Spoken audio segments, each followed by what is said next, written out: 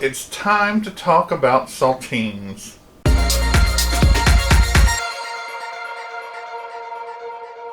Welcome to Help at Home, your resource for great recipes and easy learning. I'm Jim Hightower. It's time to talk about saltines today. Or better yet, where have all the saltines gone? They're not down there. The truth is, one of the largest conglomerates, Mondelez Global, they own Nabisco and several other brands that are very common in the U.S. And that includes the premium saltines made by Nabisco. And depending on when you read the news, there have been a shortage of employees. There has been a strike at 3 out of 4 of the U.S. bakeries. So, what's a person to do? Last night, I was cold and I had some clam chowder and I wanted some saltines. Well, they weren't here. But they were here. And so today we're going to make saltine crackers, and it's a recipe that I have adapted very lightly from the King Arthur Flour Company. And you can make them any size or shape that you want. So grab your pen and paper. It's time for those easy ingredients. You will need 1.5 cups of all-purpose flour, 2 teaspoons instant yeast, 1/4 teaspoon of salt, 1/4 teaspoon baking soda, 1/4 teaspoon cream of tartar, 2/3 cup of hot water, around 120 degrees, 1 teaspoon sugar, 2 teaspoons vegetable shortening, the white shortening like Crisco. Here are all my ingredients. And I'm going to say, now some people think making homemade saltines or homemade soda crackers are a little challenging or difficult. But the truth is, it's not. And I'm going to show you just how to do it. Remember, your resource for great recipes and easy learning. So I have my 2 tablespoons of white shortening in my large bowl. I have my flour and all my dry ingredients in this little bowl, and I'm just put that in there, and I'll mix it together just a little bit,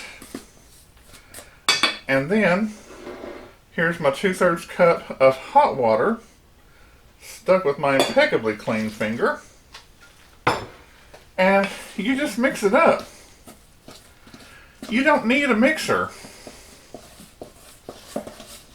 Why dirty up something extra that you have to clean, and it's not even worth it. So, the hardest part of this might be mixing in your white shortening, because you can see in there little bits of white. But the truth is, you have to knead it a little bit, as if you were making bread. Because you're making bread, dry bread, crackers. So, that's it. You don't have to mix it up very much. I have some flour over here.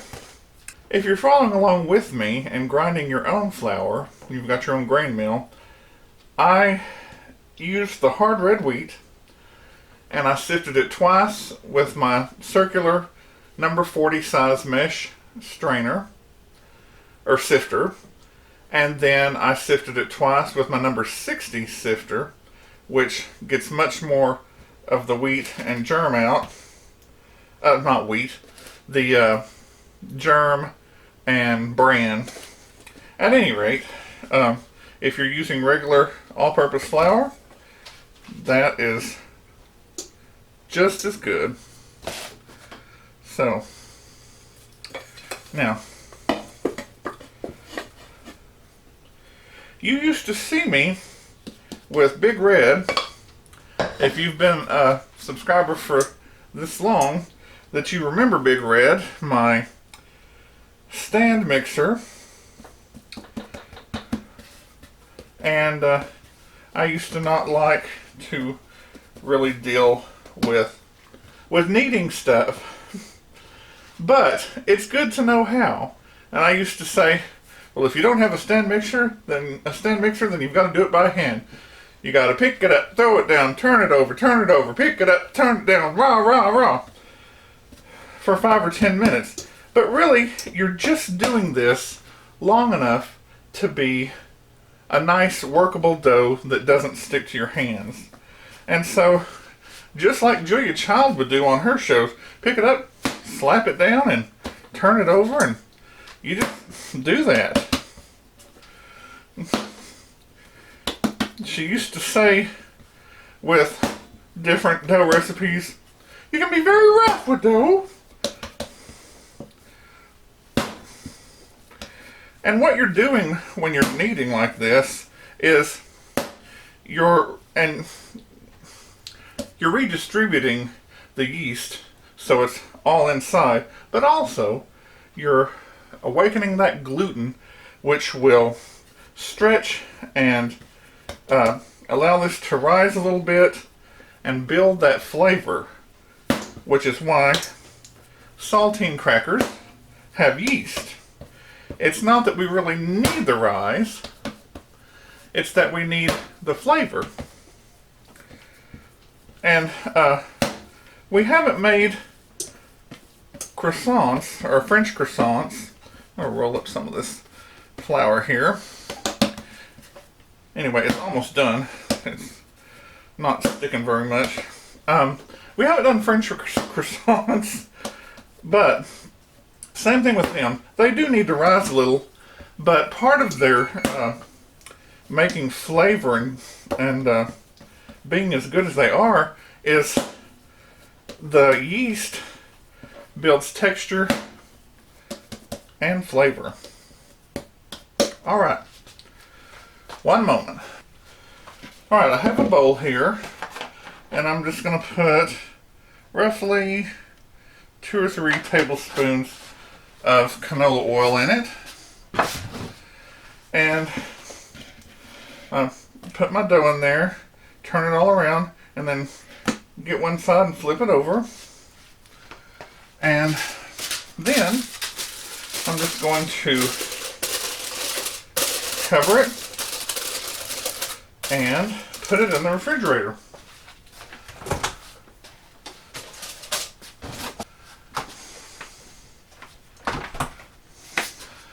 Now that that's in the refrigerator to develop texture and flavor, we're going to leave it overnight or up to 18 hours.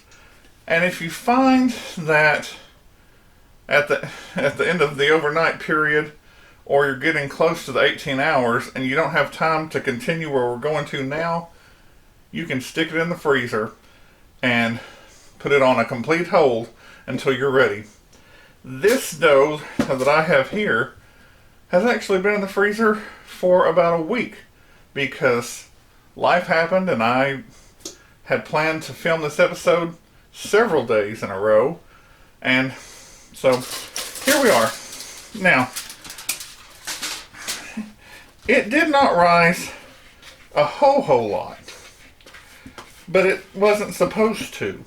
I'm going to get me some more flour here.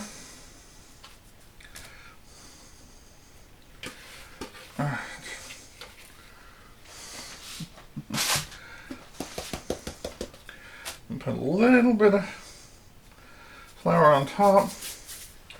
Now, this has been sitting out for about 2 hours, but I felt a little of that cold firmness underneath, so I was giving it a little tap.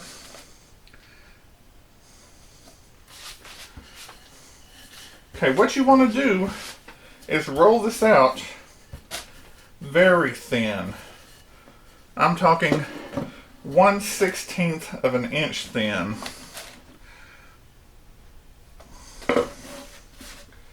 So, but you need to be careful and make sure it's not sticking, or it'll tear up on you like any dough and you'll have a great mess. Don't do that. Oh, quit sticking.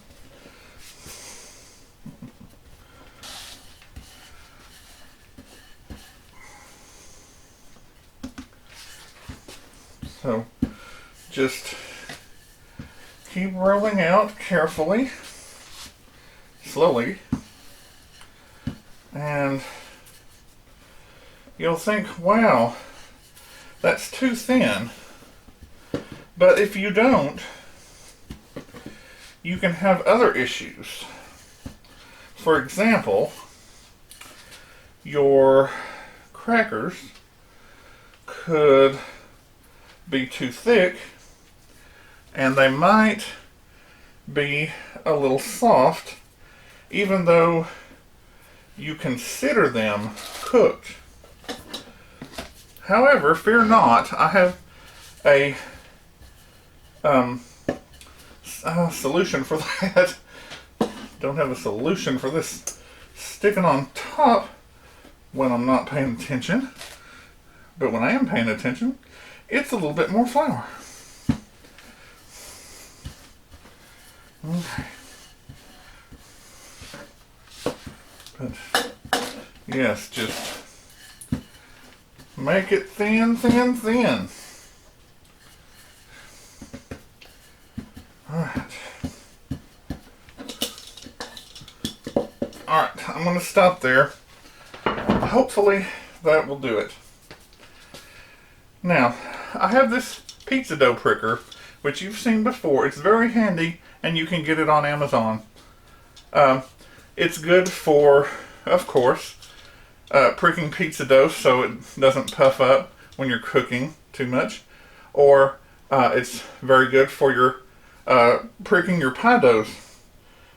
But for this, it's good, just like when we made the graham crackers.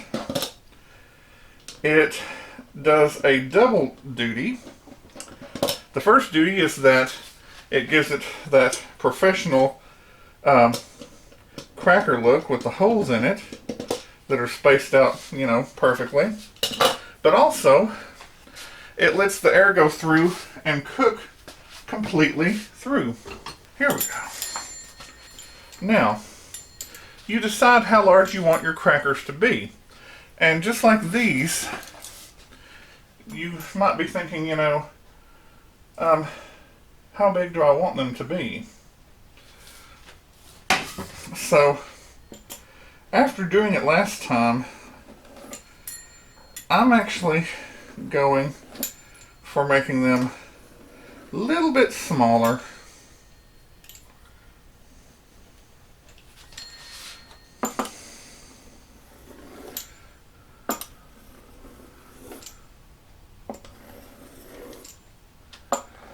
And these pizza cutter wheels, that's another thing you just can't do without.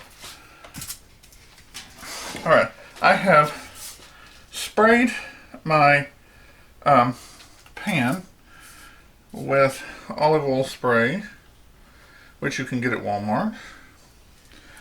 And in fact, Walmart is a great place for you to get your baking supplies because they have such great buys on their store brand items. So don't forget that. And I'll be back when I have this all on the pan. These are ready to go in the oven. Now the recipe said to go in at 425, but I want mine to cook a little longer, lower, so I'm going for 400. Original recipe says 10 to 20 minutes. I'm going to go for about 12 and see. Now, I have a little pink Himalayan sea salt, and I'm just sprinkling it on top of the crackers. That will help bring out that flavor that we love so well. And then I'm going to just push it down just a little. Not too much. And then into the oven, 400 degrees for about 12 or 13 minutes, and we'll see how done they are. Your oven is different than mine. You could take the full 20 minutes. Check it at 10, check it at 12, see what you think. So here they are out of the oven, and you can see some of these are overdone on this camera.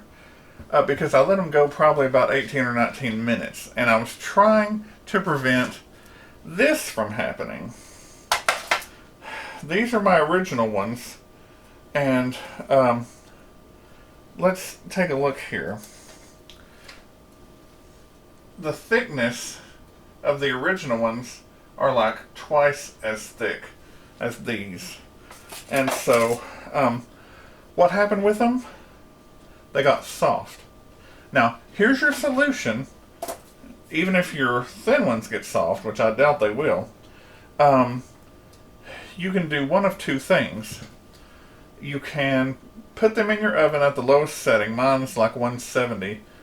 You can set them in there at 170. You're not cooking them, you're drying them. Kind of like using a food dehydrator, which I also have. You could put in the food dehydrator for a couple of hours. But I put these in for an hour, turned it off, and checked it, and they're crispy. But you have to decide, do you want a nice thin cracker, or do you want a thicker one?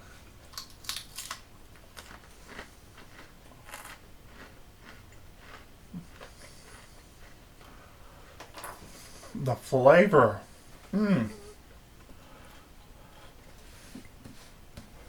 The sea salt.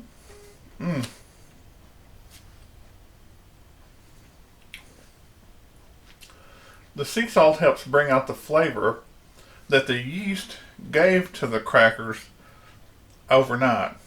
Or kind of like they're fermenting a little, maybe. Anyway, so if you can't find saltines at your grocery store, you can make them yourself. The hardest part about it is just letting it sit overnight, or up to 18 hours. Could you double this batch? You certainly could. But again, you'd have to be careful that you don't make them as thick as my original batch. Unless that's what you're going for. And so you could cook them nice and light like this, and then put them in the oven for that hour at 170 or your food dehydrator.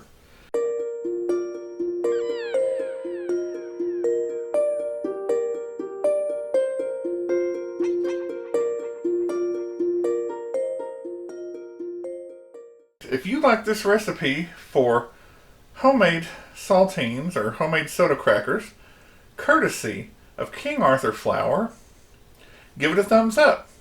Subscribe and share with your friends who like to cook or just want to learn how. Drop me a line in the comments below about your experience with making saltines and what else you might like to see in the kitchen. Click the bell in the top right hand corner for notifications. I'm Jim Hightower, and remember, everyone needs help, even me. Enjoy and be well.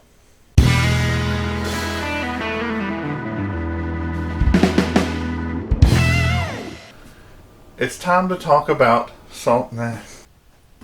excuse me. Nope. Hello?